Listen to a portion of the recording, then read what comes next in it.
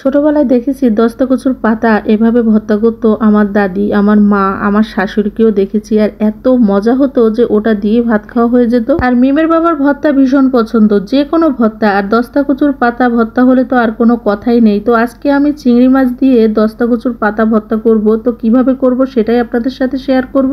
Hello everyone, আসসালামু আলাইকুম। কেমন আছেন সবাই? রোজি ফ্যামিলি ব্লগ থেকে নতুন আর একটি ভিডিও নিয়ে চলে এলাম। ভিডিওটি শেষ পর্যন্ত দেখার অনুরোধ রইল। ভিডিওটি দেখার আগে অবশ্যই একটি লাইক দিয়ে ভিডিওটি দেখা শুরু করবে। মৌলভীবাজার আসার পরে কেনা তরকারি যতটা না ভাল লাগে, পাহাড়ের আনাচে কানাচে থাকা কচু পাতা থেকে শুরু করে কচুর লতি থেকে শুরু করে ঢেঁকির শাক, বিভিন্ন কিছু আমার কাছে এখানে পাই আমি সবকিছু, সেটা কোনো রকমই শ্বাস ছাড়া। আর আমি আজকে কচুর দস্তা কচুর এই পাতা, কৃষ্ণ কচু, দস্তা কচু যে যেটাই বলেন, অনেকে দুধ কচু বলে, কালো দুধ কচু বলে, এটা আমরা দস্তা কচু বলি আর কি। দস্তা কচুর পাতাটা আমি একদম কচি কচি একটু পাতাটা নেব বলে আমি কিন্তু এই যে আমার বাড়িওয়ালা বাসায় চলে গিয়েছি আর কি। বাড়িওয়ালা পুরো তো বাসায় থাকে না, সবাই লন্ডন থাকে। তো বাসার আনাচে কানাচে অনেক এই দস্তা কচু পাতা হয়ে আছে। তো সেখান থেকে আমি কয়েকটা পাতা নিয়েছি একদম কচি কচি দেখে। তো এইগুলো এক সুন্দর করে ধুয়ে নেব।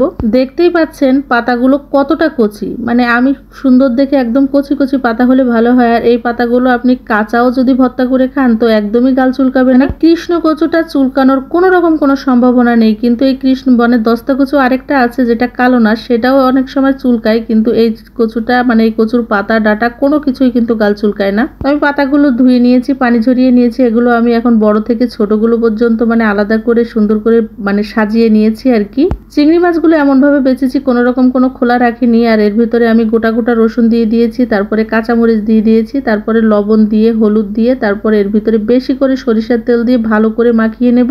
পাতাটাকে ভাজ করে কিন্তু এমনিতেই ভর্তা করে খাওয়া যায়, সেটাও কিন্তু অসাধারণ স্বাদ লাগে। তবে এটা কিন্তু আরো বেশি স্বাদ লাগবে, যেটা আসলে বলার অপেক্ষা রাখে না। শুকনা মরিচ ভেজে দিব, কিন্তু তার আগে আমি এর ভিতরে কিন্তু দিয়ে দিয়েছি বোম্বাই মরিচ, নাগা মরিচ ছোট ছোট করে কেটে দিয়ে দিয়েছি। সুন্দর একটা ফ্লেভার আসবে। আর একটু ঝাল ঝাল বেশি হলে কিন্তু খুব ভালো লাগে ভর্তা, যে কোনো ভর্তা। হাতে মাখিয়ে নিয়েছি আর এটা আমি এখন পাতার ভিতরে দিয়ে দিব। দিয়ে সুন্দর করে মরিয়ে তারপরে ফ্রাই প্যানে অল্প একটু পানি দিয়ে আমি এটাকে সিদ্ধ করে নিব।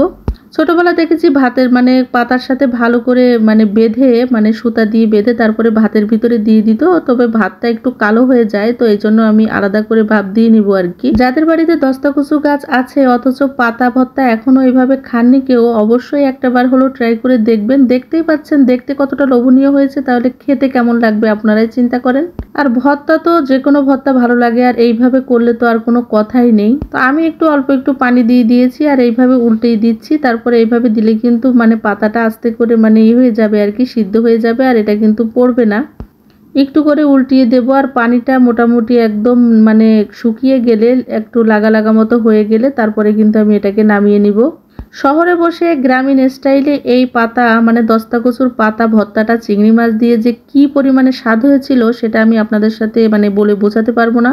এটা কিন্তু সিদ্ধ হতে একদমই সময় লাগে না। এর সাথে আমি যেভাবে মাখিয়ে দিয়েছি সুন্দরভাবে দেখতে পাচ্ছেন সব সিদ্ধ হয়ে গিয়েছে। এগুলো আমি এখন হাতে চটকে নেব। আর এর ভিতরে শুকনা মরিচ দিয়ে দেবো ভেজে। শুকনা মরিচের অসাধারণ একটা ফ্লেভার আছে। আর কাঁচা মরিচ নাগা মরিচ, বোম্বাই মরিচের সাথে দিলে তো অসাধারণ লাগবে। আমি সুন্দর করে চটকে নিয়েছি, যেহেতু অনেক গরম ছিল। রসুনগুলো ভালো করে একটু চটকে নিতে হবে, আদা ভাঙা থাকলে কোনো ব্যাপার না। আর চিংড়ি মাছগুলো একটু ভাঙা থাকবে, একটু চটকে নেব। এটা গালে পড়বে যখন, তখন খেতে আরো বেশি ভালো লাগবে। এটা আমি নোনা চিংড়ি মাছগুলো বেছে বেছে দিয়েছি আর কি, খোলা বেছে তারপরে দিয়েছি, যাতে আর নতুন করে বাছতে না হয়। ছোট ছোট চিংড়ি মাছ দিলে সেটা বাছার আর কোনো দরকার নেই, সেটাও কিন্তু অসাধারণ স্বাদ লাগে। গ্রামীণ স্টাইলে দস্তা কচুর পাতা চিংড়ি মাছ দিয়ে এভাবে কে কে ভর্তা করে খেয়েছেন অবশ্যই কমেন্টে জানাবেন। আর যদি কখনো না খেয়ে থাকেন তো একটা বার হলো অবশ্যই ট্রাই করে দেখবেন। সকালে হোক বা দুপুরে হোক, গরম ভাতের সাথে এই দস্তা কচুর পাতা ভর্তাটা একদম কিন্তু জমে যাবে। তো ভিডিওটির কোথাও কোনো অংশ ভালো লাগলে লাইক, কমেন্ট, শেয়ার করে আমার পেজের পাশে থাকবেন। আমার একটা ইউটিউব চ্যানেল আছে, চাইলে ভিজিট করে আসতে পারেন। আজকে এই পর্যন্তই। দেখতেই পাচ্ছেন কতটা লোভনীয় হয়েছে। অবশ্যই একটাবার হলো এভাবে ট্রাই করে দেখবেন। তো আজকে এই পর্যন্তই। আল্লাহ হাফেজ।